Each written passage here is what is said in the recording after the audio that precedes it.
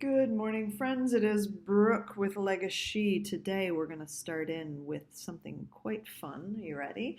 Oh, can you see this? Life is pan au chocolat.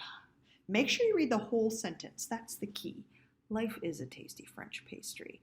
Do not stop reading right after the French word for bread, because then you would be wrong. Life is not pain. Life is delicious.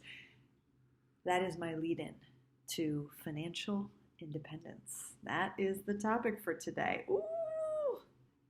Like, comment, subscribe. Yes, financial independence is something that gives me deep, deep happiness to discuss. Why? Because I'm nerdy and I love financial concepts.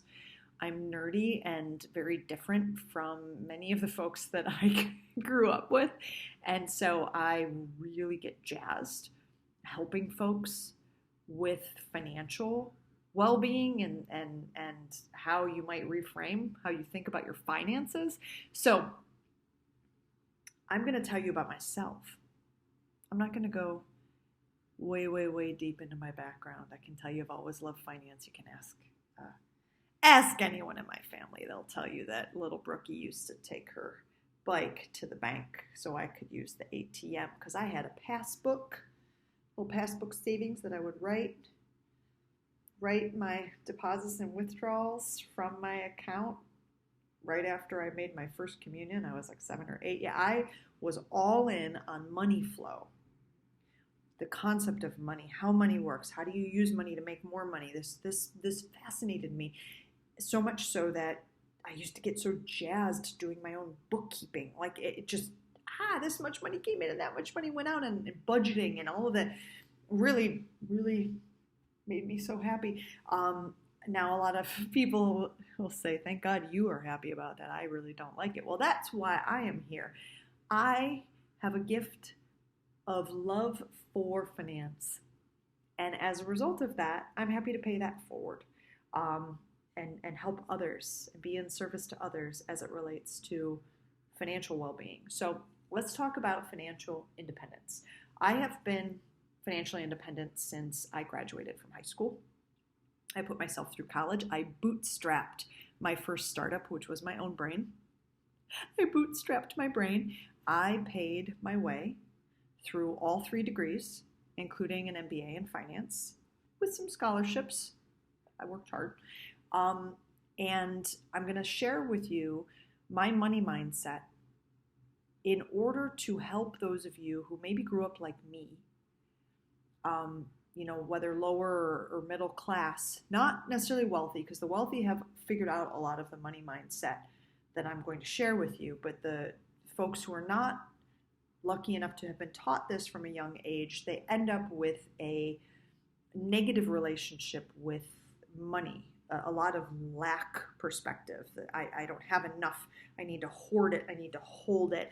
And you become basically a receptacle for all of the money that comes in, and it doesn't flow in and out of you as it needs to. So you actually block yourself off from becoming wealthy. True story. But I'm going to talk about that a little bit.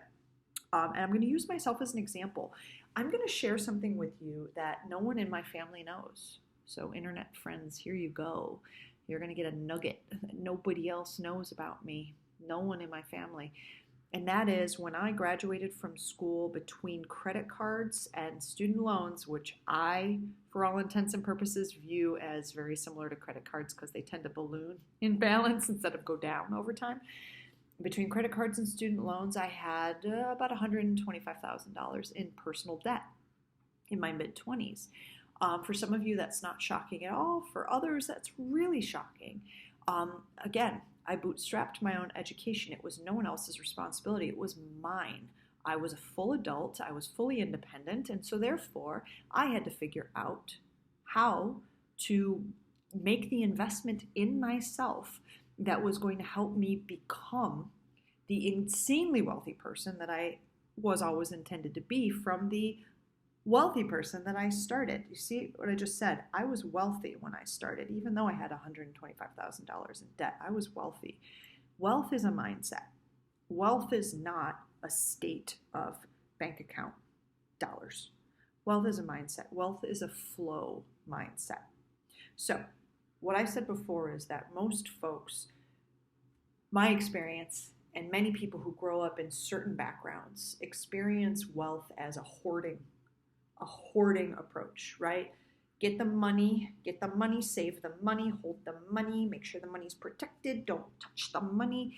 Right? Many people have that kind of baked into them from the time they're younger because they don't, the folks that they're living near and working with and who are bringing them into the world and their experience of the world has been very much a lack experience, right? If he gets, I don't, says who. But that's sort of sort of the mindset. And so the wealthy have sorted out for themselves that money is a flow state, that there's nothing inherently bad or good about money. There's nothing inherently bad about debt, for example.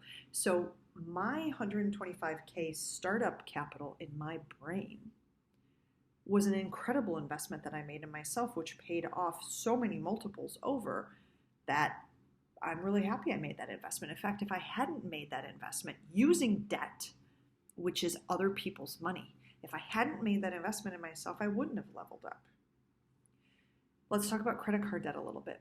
Why am I not sitting around wringing my hands saying, oh gosh, I've got credit card debt? Why am I instead saying, hey, credit card debt, I love you, we're buddies.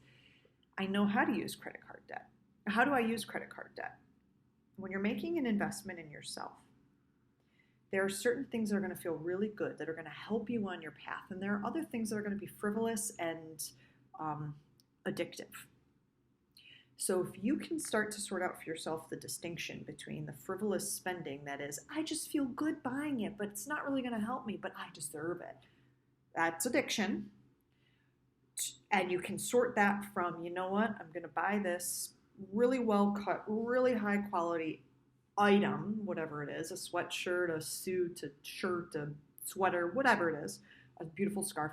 I'm going to buy this because it is going to make me feel in alignment with who I am. It's going to make me feel wealthy. I am wealthy already, but it's really going to reflect how wealthy I am. And when I show up with this item, I'm not going to be saying, oh God, I spent too much for it. I'm going to be saying, this represents me. And when it gets a hole in it, I'm going to have it mended, and then I'm going to monetize it by selling it to somebody else. True story. I do it all the time. When you approach debt as an investment in self, your entire relationship with money changes. I view debt as assets. Wealthy people see the ability to use somebody else's money to generate wealth for themselves, a debt to other, as an asset. A credit card company is giving me their money. I best figure out how to make more money off of the money that they're giving me.